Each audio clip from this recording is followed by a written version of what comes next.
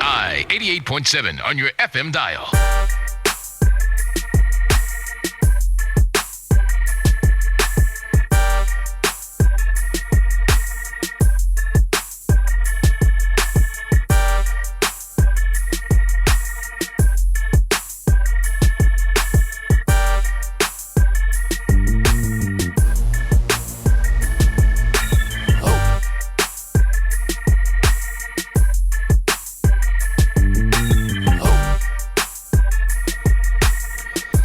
And we are back on the Fans View, KAZI 88.7, Travis Kent, Douglas Washington, KView 24's Corey Mose, Jay Hunt sitting on the board. We appreciate Alex Okafor coming in, but we're not done. We got more special guests. We do, though, need to get to a caller. Hey, caller, you there? Yes. Yeah, go right ahead. All right, quick question. I don't know if you guys had discussed it at all, but in one of my sports feed, I noticed that, and you were talking about transfer earlier, but the former quarterback of Colorado got stuck in the transfer portal. He was thinking he was going to step in immediately at Miami of Ohio University, but the NCAA said not yet. So he's just kind of sitting there and lurching. So just wanted you to kind of comment on that and how sometimes the NCAA, their rules end up biting some people. And great show as always. Hey, we appreciate the call. Yeah, just real quickly on that. So a lot of guys left the Colorado program. And here's two things about it. Was one, they were a one-win football team. Yeah. Their roster was not that great. Yes, sir. And there were a lot of non-Division I players on that roster who are now rehomed at other divisions of college football. Yes, sir. He is talking about Maddox Kopp. Yep. Look, people don't talk about this all the time, but every year in college basketball, you guys have how many guys declare early in college basketball nowadays? Oh, man, I mean, there's hundreds. Yeah. And there's 2 rounds of draft. Yeah. Now, there's a lot of places to play overseas. There's a lot of places they can go play basketball. But we don't talk all the time about the fact that sometimes people get to somewhere and then their value isn't needed other places. Unfortunately, that's the way the market works. We're finding out that the market is involved in college football nowadays. We have NIL. There's a market for that. Hopefully one of these YouTube players can get me hooked up with a Lambo deal. I don't know. Yeah. Must be nice. I don't know. I mean, I'm just throwing that out there. Yeah. But yeah, it is unfortunate for some players. I wish them the best. Yeah. But it is one of those. There are 2 sides to every coin, and not everyone's going to get a lot of NIL money. Not everyone's going to be able to transfer to exactly the school they want to. Yeah, so Maddox Kopp, he's not hard to find in the now infamous YouTube video that was released. And we saw Coach Prime addressing all the players and telling them that their time was going to leave. But Kopp was recently denied a waiver request by the NCAA, so those who don't know that background, to transfer a second time as he sought immediate eligibility with the Red Hawks, and that's what he wanted. See, he began his career at Houston in 2021, and he was a 3-star prospect at that time. And he then transferred to CU in January of 2022.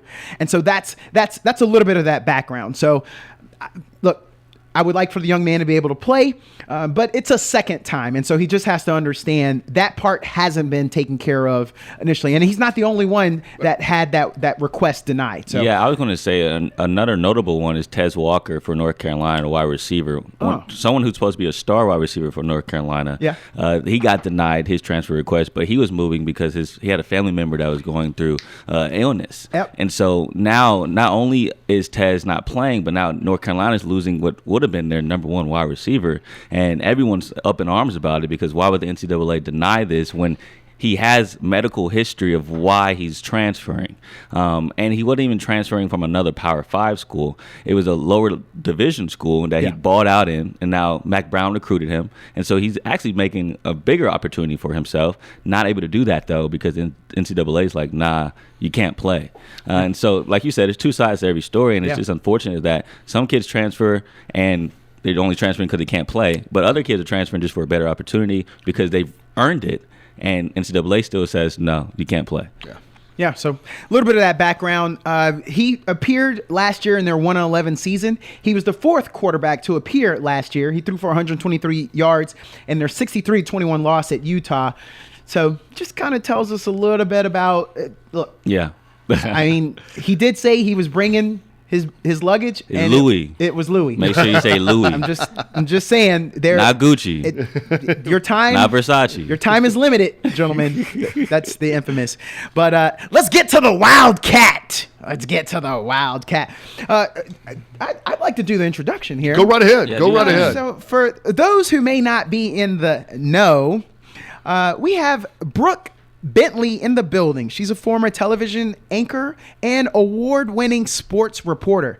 She graduated with a master's in journalism from the University of Southern California. We're going to get to that. I rushed it because I really want to know. Colorado USC is coming up. We're going to talk to her about that. She spent 2 years working for the Houston Texans as a media personality and over a decade working in sports journalism. Brooke now runs a Houston-based grassroots nonprofit, Homemade Hope, if you guys didn't know, that provides culinary enrichment programs to at-risk youth.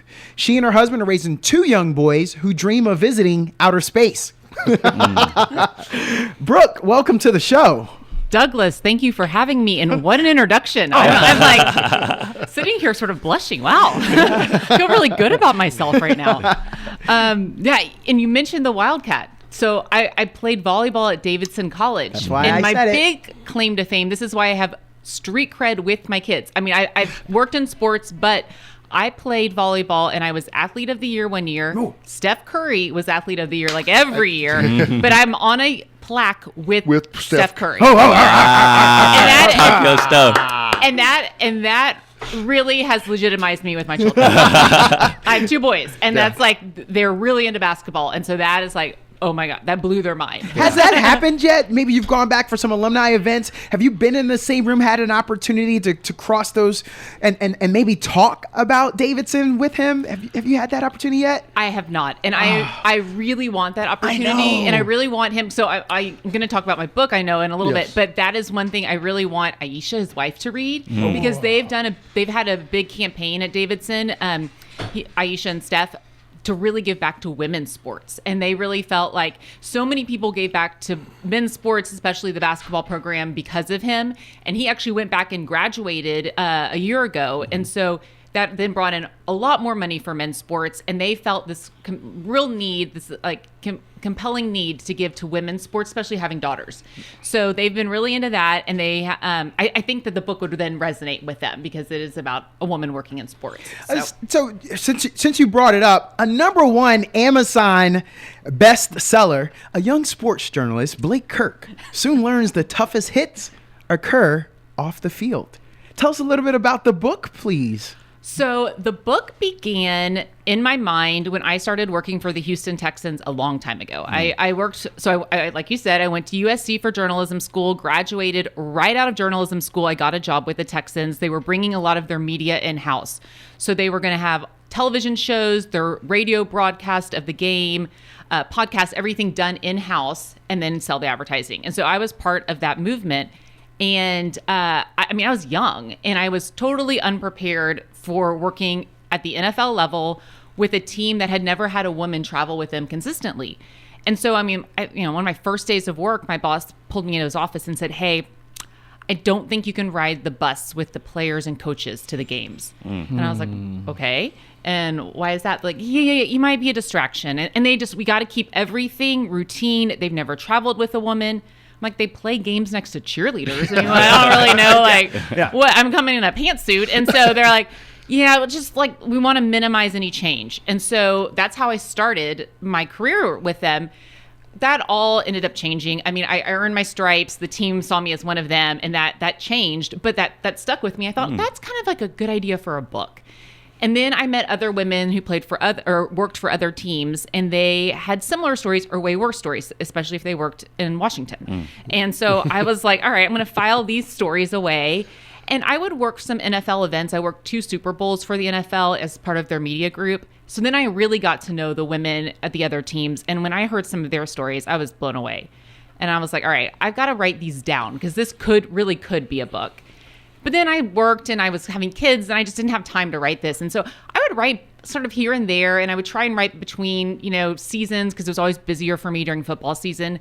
And in 2020, I sat down to read what I'd written. I'm like, this is so bad. Because I'd been writing at all these different stages of my life, and I really wanted just more to capture the stories. So in 2020, I sat down with a blank page, and I really had an idea for what I wanted to do. And that's when I decided to write this book that I thought, it's a little bit like The Devil Wears Prada set in the NFL, but there's also, there's a fair amount of football. It's been surprising to me, actually, men seem to really like reading this book. And I thought there's a female lead character. It's really not going to appeal to a male audience.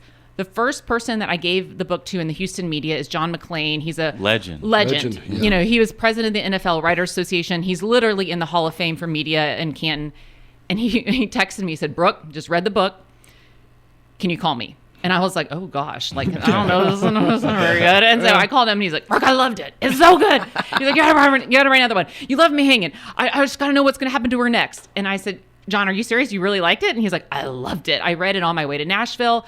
I thought, I'll start this and I'll take a nap. He said, I couldn't stop reading it. I got to my hotel, finished it. He really enjoyed all of the characters. He's like, I felt like it was so accurate. I felt like I was in that locker room because I've seen it all. And so it was interesting to me how much it resonated with someone who's obviously he's covered the league for a very long time, seen it change, and also is a male and has a different perspective than a young female would. And he's also done a lot in the entertainment world. A ton. He's done some acting. He's helped produce films. Mm-hmm. I think he's worked on some scripts with some other writers. He has. No, he's trying to get me to make this into a script. Is he really? Oh yeah. He said, Brooke, there is a movie here or a series. We got to work on this. That's right.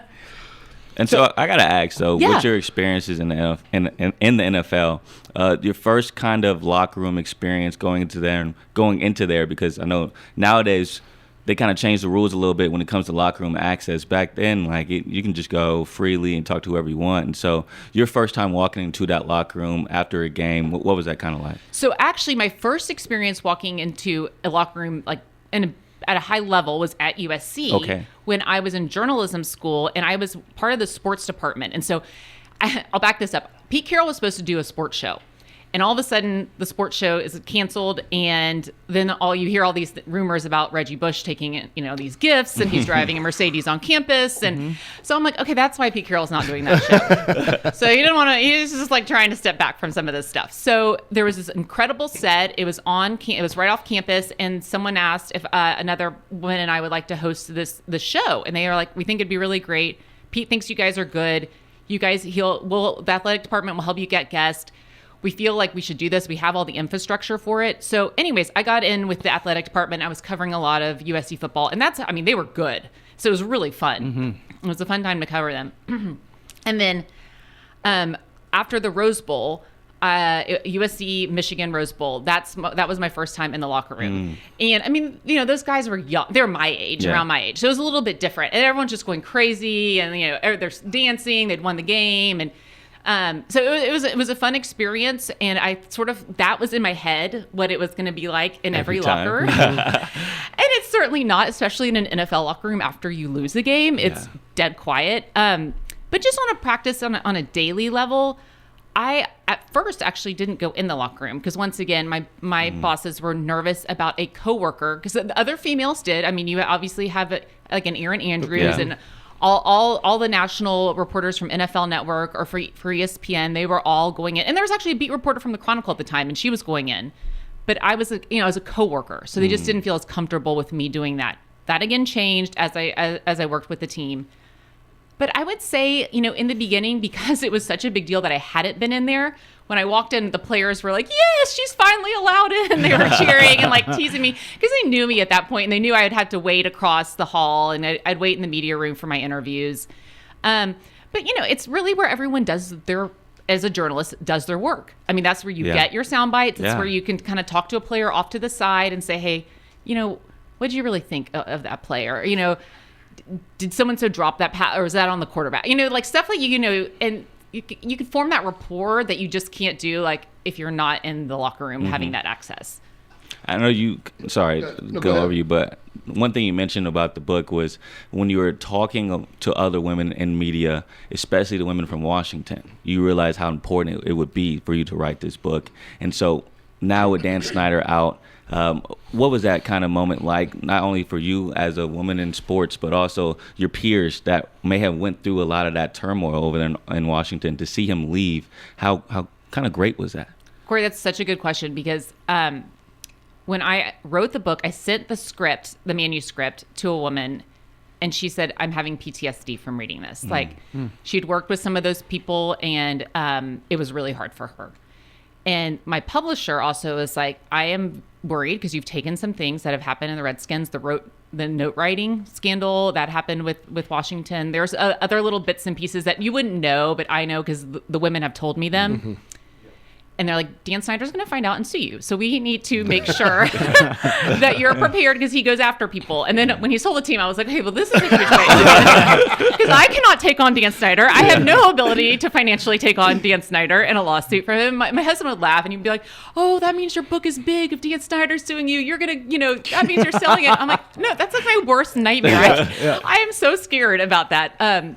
So that did make me, I felt like a huge relief, but also I think the women felt vindicated. I mean, that toxic culture had gone on for a long time. He was obviously the one who was spearheading it. And it was really bad for a lot of women in a lot of different positions there, from the cheerleaders to different executives to women in the media department. And it started with him. Yeah. And I think there was sort of like, there was kind of an investigation at first, but things just got so big that once it reached congressional testimony, I mean, you can't ignore it. So, and it got to a government level that, the NFL had to step in and do something. Finally. Right. Finally. Exactly. We're going to give you a chance to also just talk about some sports here in a minute. So okay. We've definitely got to get your opinion on the Texans and on USC and on some of the things going on currently. But I do want to ask you one other question in relation to the book anyway, and that is the glass ceiling that affect. This is your book is Sideline Confidential. I think when we think about women in sports, for the most part involved in professional football and maybe collegiate football as well, we think of them as sideline reporters. Beth Mowins has been a staple now on ESPN as a play-by-play announcer. But have you done any additional research, your feelings of when you got into the game on the ceiling that exists in trying to work up the hierarchy of those play-by-play and color commentary and other roles being open to both, to not just men? I think in the last few years there has been some change in that, because it was primarily a sideline reporter was where the women went. Mm-hmm. And now you see more women doing color commentary. I mean, Doris Burke, look at her. Yes, you're right. Yeah. Killing it. She is really good. She's on 2K, by the way. Is she really? She's on a video game. Yes. Yeah. Okay, well, and then that means my kids will know her. They will. But I think she's also been huge for women in sports, and not showing that they can succeed in something in a position, not just on the sidelines. Radio, you hear more women doing sports radio, and that when I got going, that was an anomaly. Even me, because I worked for the team for the Texans, I would go on their flagship radio station. And I was like the only woman doing that at that time. Mm-hmm. And I didn't have my own show, but just going into the studio was a big deal. I mean, there weren't that many women doing that. So I do think that there have been some very positive changes for women. There obviously can still be more, but you see a lot more opportunities for women in sports now. And I that's why I actually ended my book with hope. Like I wanted it on a positive note because I do see change. Yes. And someone I really admire in the NFL world is Mina Kimes, because she's been able to not only, first off, come from a totally different world, not even in sports, she was in business, but then her writing skills were able to get her to ESPN. But then she used her writing skills and her research skills to start moving up the chain. And now she's on NFL Live. She's one of the hosts for that. Just got a new deal from ESPN, a lot of money, about a $1.5 million contract. And so to see someone like her who not only takes what she's known for with writing, but also has transformed her style and also got deep into the film room, and she can tell you the X's and O's about every single team. That type of stuff really is something that I admire, because that's something I need to learn how to do. Corey, you make a really good point, because that's what I tell a lot of young women getting in the industry. I say, first of all, you got to know your stuff, because people are going to look at you a little differently maybe than the other men in the industry, and they're going to doubt you, especially in football, because women don't play football. So you really have to know your stuff. The second thing is be a good writer, because that skill will take you anywhere. It can help you with your television, whatever your report you're writing up, whatever sideline delivery you're giving. It can also help you just get a job in media, because people need writers. Yeah. It's a skill, and you have to work that skill, because that will get you in the door. Yeah, you talk about people need writers. Movie scripts, they need writers. Right. Too. I know. What are we going to do for TV? I know. That's what I'm thinking. God. It's all Yeah. sports. It's going to be sports. Everyone's just going to watch sports. We're with #1 Amazon bestseller. I wanted to share a review with you. 4.5 stars on Amazon. Intriguing and relatable from the start. Sideline Confidential authentically portrays the discrimination, bias, and obstacles faced by female reporters. This novel is a must-read for anyone who loves football and enjoys a riveting tale with all the excitement of a game day. That is from Allison Williams, a national sports broadcaster and sideline reporter. She's with Fox. She's formerly ESPN. She also is with the Marlins. She did, I think, the Texas opener, right? Yeah, I yeah. think she was the sideline reporter for Yes. Texas opener. So how's that feel? I know. I mean, I was really honored. Allison and I had crossed paths through our work. And so, and she's a mom too. So we've had similar experiences trying to balance motherhood and our careers. And so I knew she would understand and get the book. And so I sent it to her, and she read it in a week. She was like, "Oh my gosh!" She's like, "It's so fast. I just read it so fast." She's like, "I was in it. I was just in it." And so she was great. She said, "I want to write you something for your cover." I am floored. Just one of the things I'm a little curious about. Who were your role models, male or female? Your whole life you wanted to be a sideline reporter. What were some of those names? I'm curious on who they are. I'll give you two, because I grew up in Houston, a huge Rockets fan. And so I grew up seeing Akeem play. Yeah. And I saw Lisa Milowski, who used to anchor coverage of the Rockets when I was a little girl. And she walked on the court, and I looked at my dad and said, that is who I want to be when I grow up. And then Hannah Storm. Oh, yeah. She also started in Houston. And Hannah Storm is a pro's pro. Yeah. She's also one of the nicest human beings. She's just so lovely and nice. And she's just so good. I mean, anyways, I followed her career as well. And so when I was younger, I just was determined to be a sports reporter. And it's actually in my high school yearbook, found in 10 years reporting on the sidelines. I mean, that is what I wanted to do. I knew it. But it's from seeing Lisa Milowski walk across the Rockets court. I thought that was so cool. She was in the action. And obviously I played sports. I played basketball to a point, and then I specialized in volleyball. But I wanted to be around the games. I loved the intricacies of it all, the adrenaline rush of being on the sidelines. And I thought, like, a woman can do that. Yeah. Oh my gosh, she's doing it. Yeah. And I just I just wanted to touch on something else, because like I have a lot of friends that are in media that are women, and just wanted to keep it real in the sense of, they tell me a lot of things that how they feel when they walk into a press room or a media room, and you see a lot of guys, and from your perspective, what was those moments like for you? And if you can give some type of insight for our listeners about what a woman feels in those environments. I think it was hardest for me when I was in my 20s working for an NFL team, because I was immediately doubted that I knew or belonged, that I knew what I was talking about, and that I belonged in that room with there was an intern in our department. The book is not based on, there's an intern in the book. It's not based on him. He was very knowledgeable. He was a smart, responsible person, but everyone went to him, even though I was the coordinator, because they just thought he would know the answer to something. And I'm like, well, actually, I know. I'm training him. Yeah. I'm helping him write that press release. Like, I'm telling him how to do. So, that would be frustrating for me. I think that I was very intimidated, especially in my mid-20s. And part of it was just because there was some very powerful people in the media there in those rooms. It was also, you're working with, when I was with the Texans, all the players were pretty humble. Andre Johnson was the big star, and he's incredible. Yeah. And a very humble person. And he pulled me aside one day and he said, Brooke, what I respect about you is you keep it moving. Wow. You don't let that any of the stuff bother you. Because he could see, and he's just, he observed all of that, and he would see, like, they would go to the intern to ask a question. People, other media members. And John McClain also John and I were friends through work, and he noticed that too. And he was very observant, and he always respected me and my position. and made me feel included and kind of brought me into the fold. And so then I think that also gave me kind of street cred because John McClane's, John yeah. McClane's gonna be like, hey, If he's Brooke, what do vouching you for think? Yeah. Then I felt like he recognized that. But I felt lucky because I had those kind of people looking out for me. But in the beginning, I felt totally out of my league. Well, I'll tell you what, we need to get to a break. We're going to come back on the other side. We're going to give you a chance to get your sports information out. Look, we appreciate all the information on your book, and we'll come back to that as well. We want to hear your sports thoughts, and we'll be back after these messages on KAZI 88.7.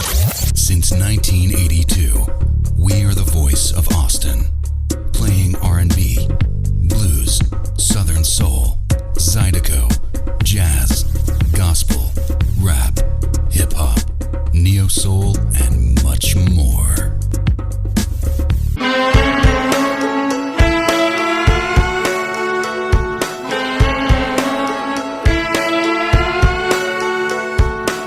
I took 2 weeks vacation for the honeymoon. A couple tickets all inclusive down in Cancun. I couldn't get my money back, so I'm in seat 7A. And we're back on the Fans View, KAZI 88.7. Hey, we got him to play country music on I here? mean, Dirks Bentley. I was hoping we'd get a big smile out of our guest. It wasn't even me. Jay Hunt's running the board, and he said he wanted to make her smile. That's right. Dirks Bentley coming in. Travis Kent, Douglas Washington, KVU 24's Corey Mose, Brooke Bentley, award-winning, #1 Amazon bestseller author. We appreciate Brooke coming in, and I'm going to throw it over to Douglas. Yeah, so we are honored to have Brooke in the building today, and she brought some hardcover books. We're going to give them away. We want the first person that can call in and tell us. She says she's a Wildcat, but we don't know what that school is. First person that can call in and tell us what that school is, you're getting the book. If you were listening, you'll know, because she also mentioned another another famous person from there as well. Yep. We might have to get you hooked up with Jarrett Elliott too, as UT has gotten off to a bit of a staggering start to their volleyball campaign. You know, I love following volleyball, and that was one of the things that I also did is color commentary for volleyball games. Okay. And so I was actually asked to do a few UT games with Fox Sports Southwest at the time, and I had a schedule conflict. It didn't work out, and I was so disappointed because that was one of my favorite things to do. I mean, it was just so natural for me because I obviously played the sport, and so just covering. But UT games are so fun. All right, so let's start with some sports, some random sports talk with you. Let's go out to USC. And let's talk about Lincoln Riley and Caleb Williams and the product that they're putting on the field.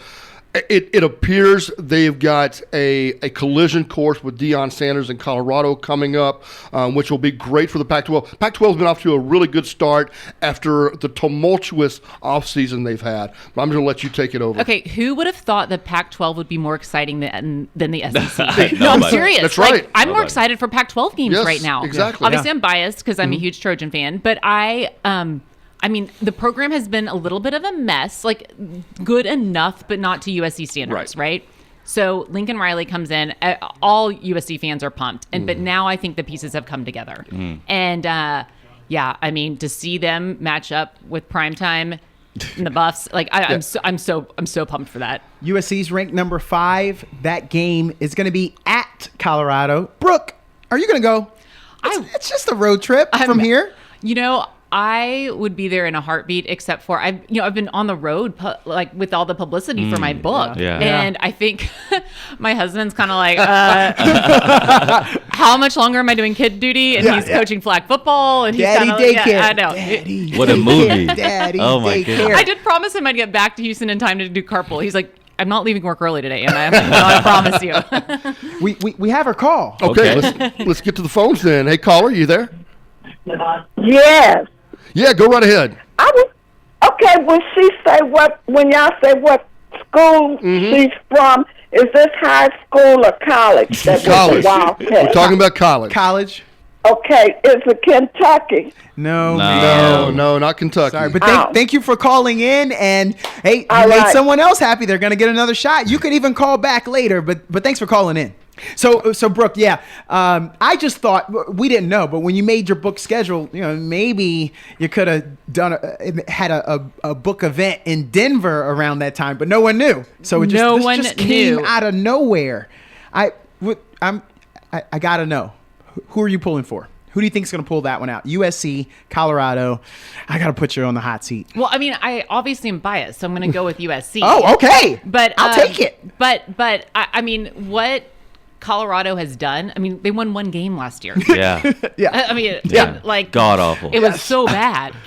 And in their quarterback play, oh my gosh, Shedeur is so good to watch. And obviously he was doing that at a different, another school. We just didn't know about it because it's not the same magnitude of what Colorado is. Mm-hmm. And then you have your dad come in and coach. But, I'm thinking that USC is going to step it up and going to be able to just create something magical, because I think this is their year to have some magic. Look, we obviously Colorado has Colorado State this weekend and still has to get through Oregon. I think most of the college football world is hoping for an undefeated matchup between you. So let's just root for that. Yes, we are. I 100% I want to agree. see it. Yeah, and part of that then becomes, we saw the TCU Colorado game and the points put up in that.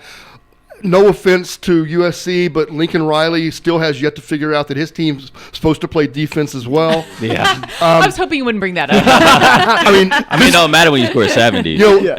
Right. We might see a Jets-Cowboys game this weekend that might look like a baseball score. We might see that game look like a basketball score. Yeah. It's so true. And you know what? I was actually looking at sort of the rankings for college football quarterbacks, and there was not one quarterback in the SEC in the top 5, as you guys would probably know. And so, I started digging in more on quarterback play and was looking at USC, and I'm like, that's where they're going to have to hang their hat. That's right. That's it. They're going to live and die by that. So we got another caller to call in. So caller, go right ahead. Is it Davidson?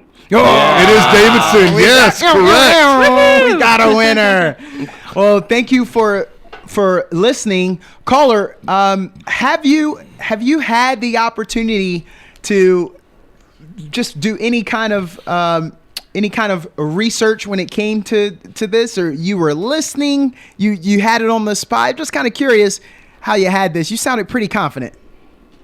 I was listening. All right. Okay. We love our listeners. We love our listeners. Yeah. Long time listener. We love the call. All right. So we're gonna put you back on hold, and Jay Hunt is gonna get your information. Okay. Okay. Thank you. All right. Thank you very much. Can I offer you something, Brooke? And there may be someone over on that table. She's on the other side of the studio from me, everyone that's out there listening. Number 1 in the AL West. How's that feel? Oh, the Houston Astros, it has been a really topsy-turvy season for them. Yeah. Like, as someone, I felt like I understood their identity every season at this point, and this year I really don't. No, you really don't know what you're getting night to night. I mean, Houston has become an Astros town, though. So, it's because of their success, and and you everyone got a few else World not, Series, and and everyone else not good. performing. There's really been nothing to cheer about with the Texans or the Rockets. So the Astros, I mean, they have the whole city like that. Everyone is a fan, and their games are packed, and so I mean, people are going to be loyal to and there's a glimmer of hope there, right? Like now we're seeing, there might be something that happens, some magic in October. I just don't know if I really fully understand this team this year. Obviously, when you have Jose Altuve and now he's healthy, and you're like, okay, that's the heartbeat of the team. I feel better about that he's 100% healthy and he's out there. I just don't know. I mean, their pitching has been all over the place. Although Presley had a really good game. Yeah. And so I'm holding out hope, but it's like cautious hope. I am not a fan, but Texas Rangers are right there. And so I want the drama. I'm not a fan of the Astros. I'm not a fan of the Rangers, but I like the drama. Half a game back. This is exciting. Well, I mean, that whole race has been tight. Mm-hmm. I mean, the Astros have dropped to third at one point, and then they're second. It's been they've been up and down Yes. there. It's been very close, which has made it fun. I mean, that gets you into the baseball season's so long that has kept me intrigued through like starting in July. I was like, okay. Well, all Douglas brings that up because he's taking a shot at me because I'm a Rangers fan. He is the Rangers fan. So we obviously the Rangers drop out of first place, but now we're on a 6-game win streak, a very key 4-game sweep over Toronto, who is also a part of that wild card battle. So now 2.5 games clear of Toronto. Got Cleveland this week. It's a little unbalanced because Houston gets to go play Kansas City Kansas tonight. City. Yeah. To play them again as well. And They have 2 more series. And Greinke gets to start tonight, who is a great pitcher, right? He's 1 in 15 this year. Is he 47 years old yet? I don't. But he's been in the league forever. a decade ago, if you could have gotten Greinke at the trade deadline, you thought you were golden, sort of the way Verlander. I was say Verlander. Astros did it though. The Astros went and got Greinke. That's right. That's exactly right. But Greinke now is not. He's just a shell of himself. So the Rangers have Cleveland. Seattle and Houston still have 7 games between each other, including the next to the last series. Texas and Seattle still have a series. Texas and Houston are done for the year. The last 3 weeks of the season are going to be very exciting in that race for sure. So my husband is from Dallas. So he is a huge Rangers fan, huge Cowboys fan, Mavs fan, but primarily Rangers and Cowboys. And so Bless his heart. oh my goodness. I mean, I really don't like it when the Cowboys play on Sunday Night Football because he can't sleep. He gets all riled up for the games and then he's moaning. And at least, I mean, the defense was so amazing that he was like pumped up and at least we could like have a good night of sleep and he wasn't up like wanting to throw his toothbrush across the room. Hey, Sunday morning I left Tuscaloosa at 7:30 a.m. I was on my couch at 7:30 p.m. after I walked in the door to watch the Cowboys. So, Brooke, we prepared for your arrival, and on social media we did notice your husband was repping Dallas while you were in Houston donning appropriate Houston attire. What's it like with his fandom? Because he doesn't seem like he's making your life easy. He's not going to sell out. Oh, no, he does not sell out. And he's completely converted my kids. I mean, one of them he's number 11 in flag football. He wears a Micah jersey to sleep at night. Oh like, my he gosh. is like full on. And he's like, I got to play on the defensive line. I'm like, you're 7. What do you can't tackle. It's flag. And he's like, no, I mean, I got moves like Micah, Mom. I got to play on the defensive line. I was like, no. But it's fun. I mean, listen, the Cowboys have been good. They've had, I mean, they make it to the playoffs, whereas the Texans have not, and so that gives them something to cheer about. I will blame the Cowboys on breaking like 10 of my ornaments because I always watch games and hang our ornaments on the Christmas tree. And then when someone drops a pass, I end up just dropping an ornament. I'm like, And they're like, Mom, what happened? I'm like, the Cowboys. It's just because you ride that wave. Sometimes it's really good, and then sometimes it's really bad.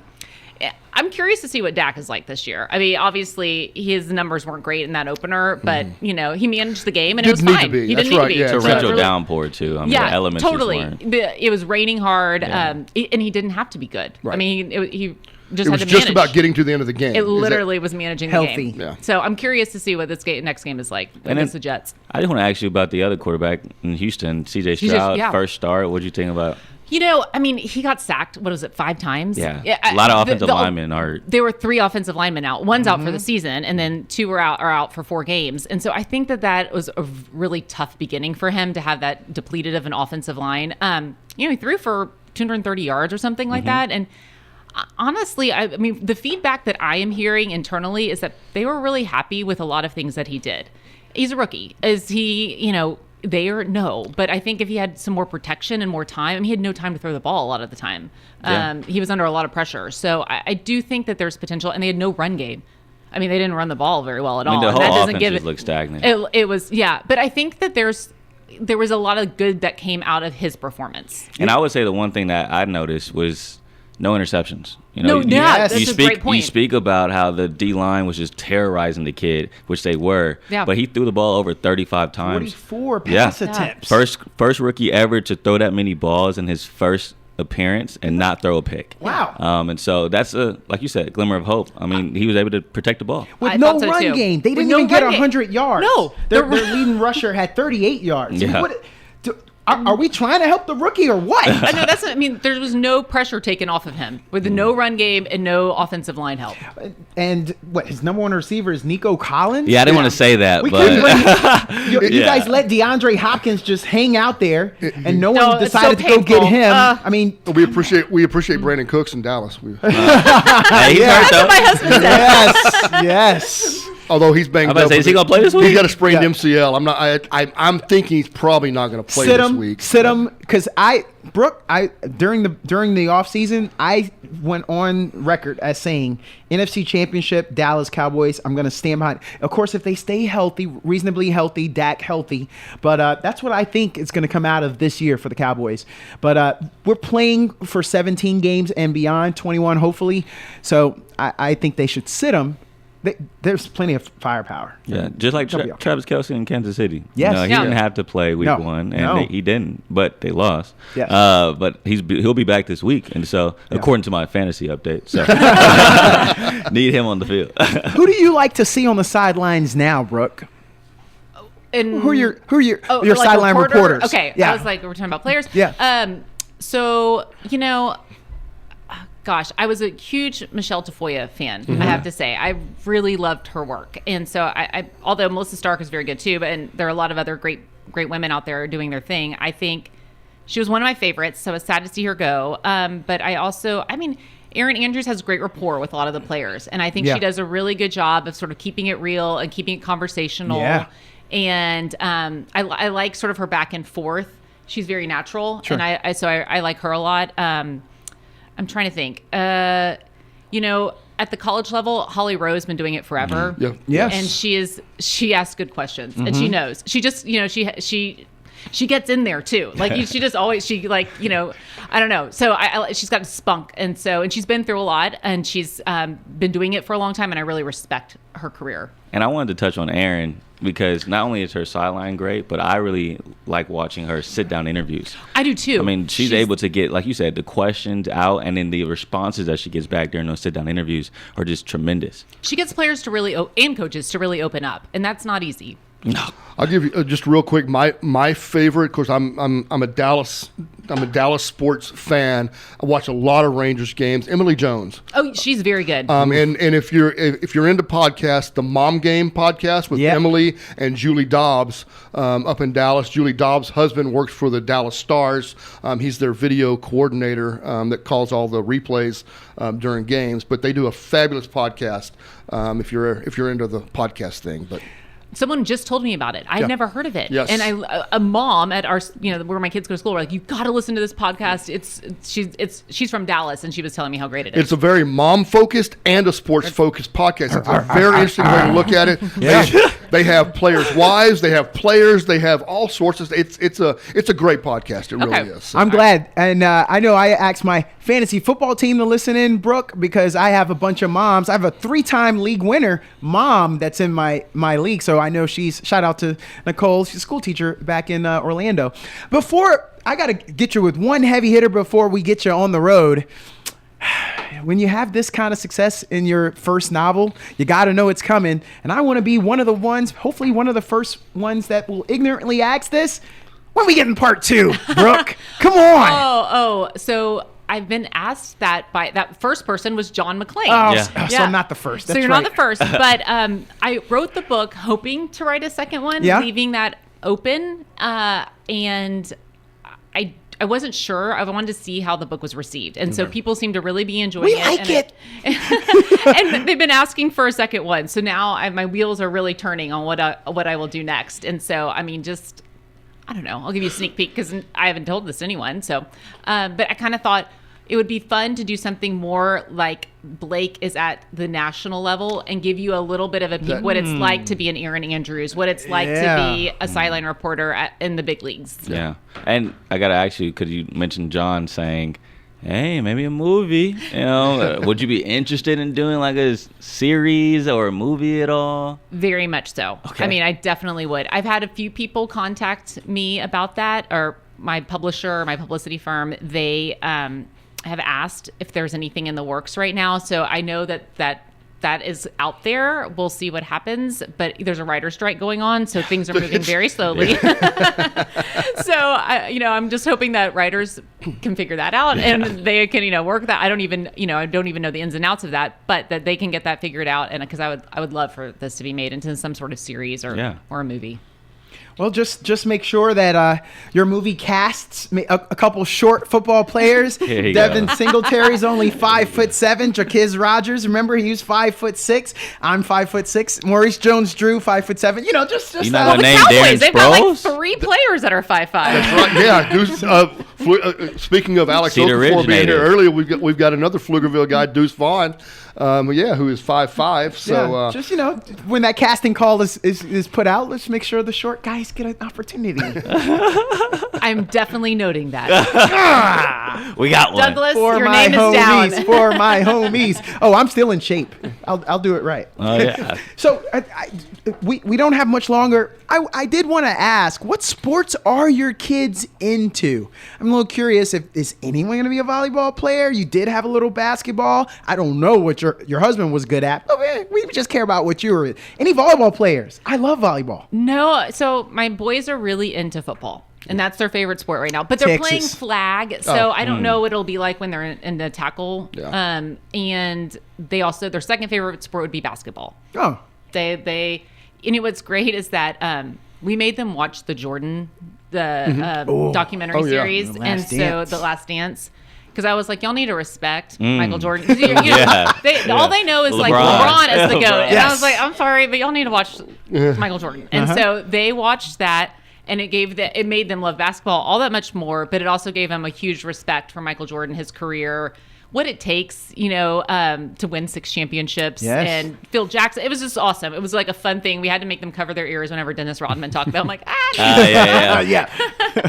But it's been, they're really into sports. They love it, and so it's fun because I love playing sports. I love being out there. I mean, I help out with some of the teams. Another mom was like, "Are you going to go out and help with Little League?" I'm like, "Yeah." I was like, "I can throw a ball." Are you not? But she was like, "Oh, I feel bad. I'm not going to." I was like, "You know what?